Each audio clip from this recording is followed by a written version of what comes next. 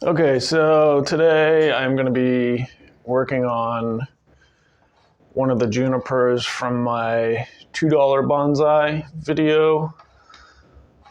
In that video I did some of the initial styling and just getting rid of any branches that obviously weren't going to be needed further down the line. This tree has had a chance to recover for a month or two since then. It's still doing very well, looks healthy. So I'm going to go ahead and pot it up in a bonsai pot today. I realize that it's probably a little early for that, but again, this tree was so inexpensive that I'm willing to take chances on it way more than I might normally with a more expensive tree, with more of like a bonsai nursery provenance instead of just a $2 box store plant, So I'm willing to take way more risks with this than I might normally. So, and I think putting it in a bonsai pot at this point will I think it'll look good. So I just want to give it a try, see how it looks. So that will be my project for today.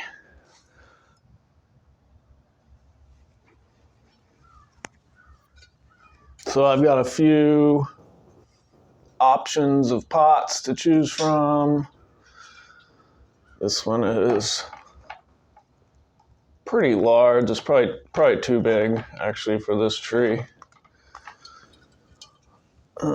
But I've got a few different sizes to try and play with. This one may be too small.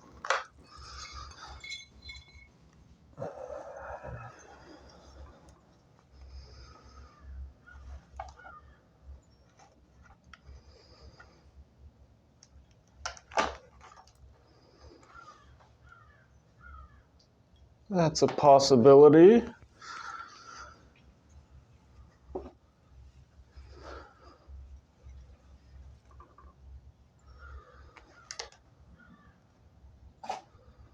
I sort of feel like this oval pot might be closest to the proper size for this tree. So I'm going to give this one a try. Okay, so I've chosen this pot and I went ahead and wired it up, put wire on the pot in order to secure the plant once I get it in. And I also have these screens for the holes, the drainage holes. It's very important you have drainage holes in your pots, or else you can easily hold too much moisture and get root rot, problems like that. So make sure you set up your pot properly before you start digging out the tree and exposing its roots. And then I have my bonsai soil mix here, which is a mix of calcined clay, lava rock, perlite, a little bit of bark, pieces of bark for some organic matter, not much, but a little bit. So this is the bonsai mix that I use.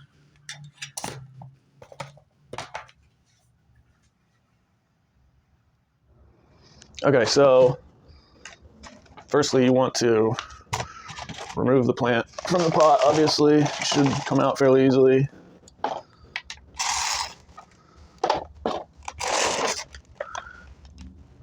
Then you want to take a root rake, or some people use bent forks, or even chopsticks, and gently start to remove the soil from the root ball.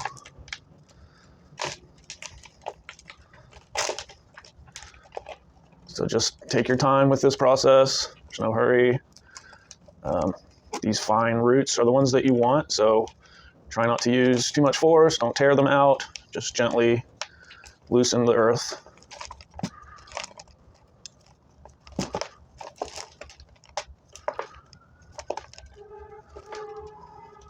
And you're going to find some roots that are much larger than others.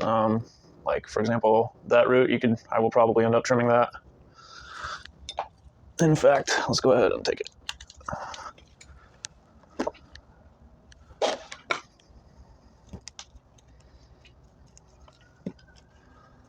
So just continue to loosen the soil from the root ball.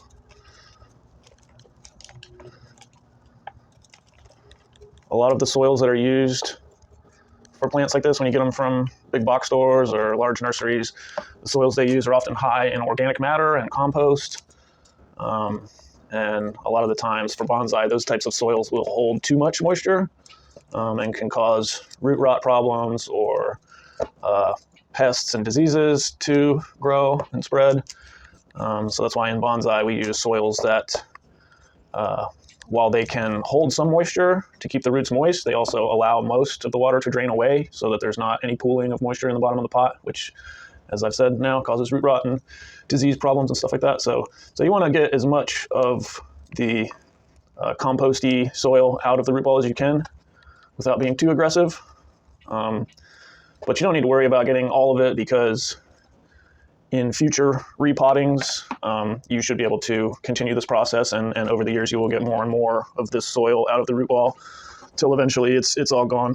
And if there's some left, it's not a problem. This plant has been in that soil, for years so far. So, but this is the point where you want to start the transition to bonsai soil, which has characteristics to help you in the process of, keeping these trees alive in these small pots. So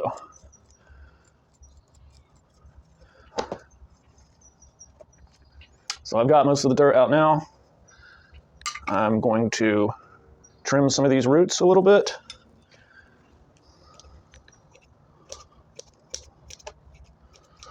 Now the roots that are important are the small white hair-like roots. Those are the ones that are most important. That will be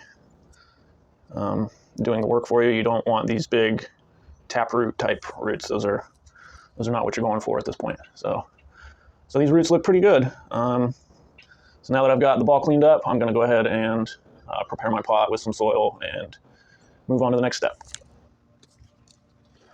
So during this operation, you want to minimize the time that your roots are exposed to open air.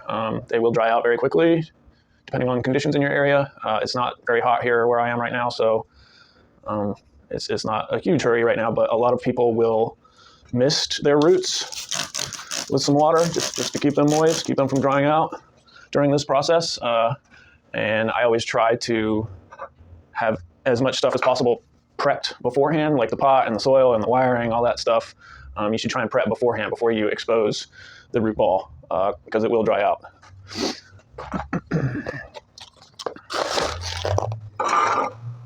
So you want to start by having your screens covering the drainage holes and your wire to secure the plant once you get it in. And you want to place a layer of your soil on the bottom.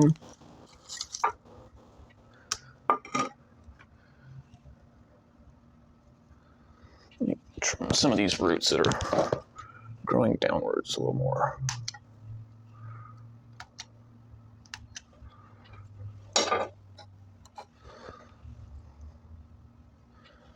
And you want to make sure you have what you think is the front of the tree. You want to keep these orientations in mind. And plant the tree on the mound of soil you've already placed in there, and you want to press it down firmly, press that root ball down, and try and get the soil up into the root ball and eliminate any air pockets that may be there. And then you just continue filling from there.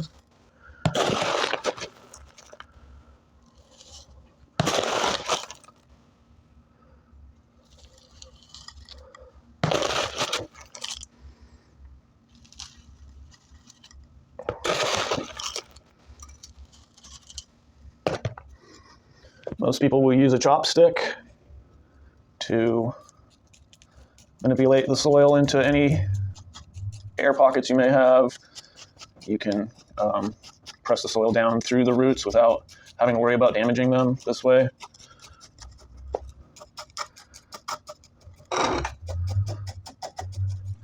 Make sure that your orientation is right.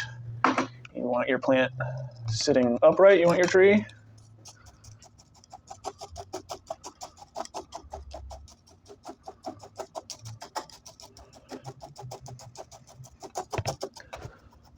And once you think you've got the tree positioned where you'd like it, then you can secure the wires around the root ball to eliminate some of the movement.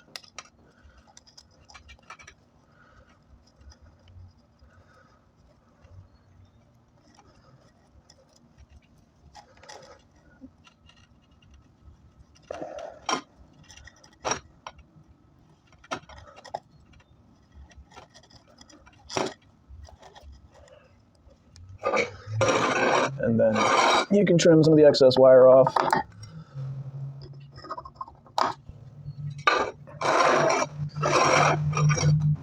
And continue to chopstick the soil into the roots.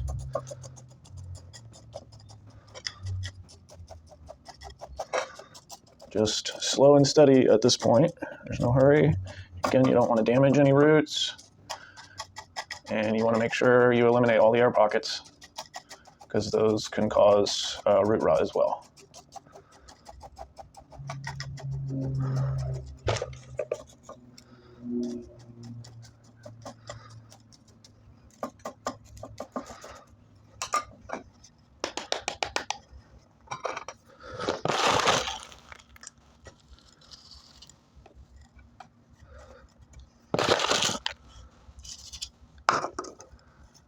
I have found that it's usually good to keep the soil level a little bit below the edge of your pot, because when you water, it's going to have a tendency to wash some of your bonsai soil over the rim of the pot. So if you leave it, maybe a ½ inch below the rim, that certainly helps to keep the soil in when you're watering.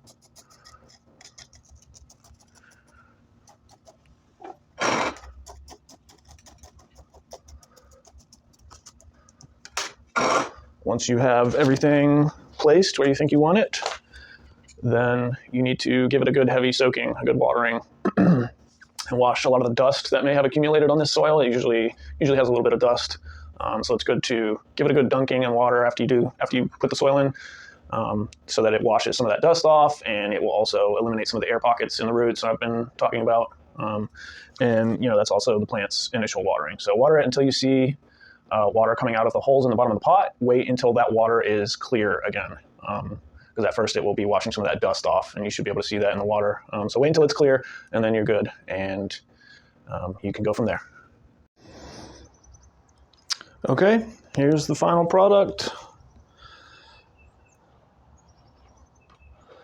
I think it turned out pretty decent.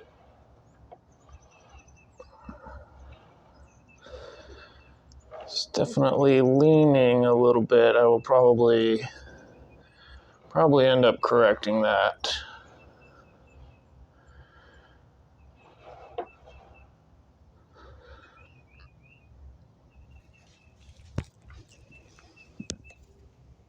But that's my $2 bonsai.